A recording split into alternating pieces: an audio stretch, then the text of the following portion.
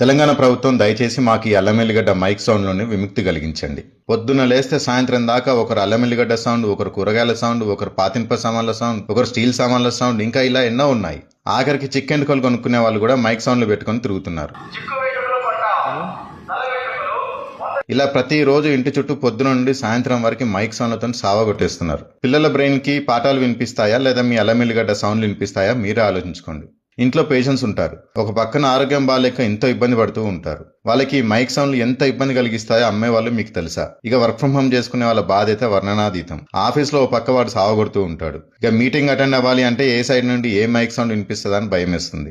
అమ్మే వాళ్ళు మీరు కొంచెం మనసు పెట్టి ఆలోచించండి. మీ పొట్ట కొట్టాలని ఎవరికీ ఉండదు. మీకు మీ మైక్ సౌండ్ ఒక్కటే కావచ్చు, కానీ మీలాంటి వాళ్ళు రోజుకి 20 నుండి 30 మంది మైకులు పెట్టుకుని ఇంటి చుట్టూ తిరుగుతూ సౌండ్లతో వాయగొట్టేస్తున్నారు. దయచేసి అర్థం చేసుకోండి, ఈ మైక్ సౌండ్లు బంద్ చేయండి. ఇవన్నీ చాలు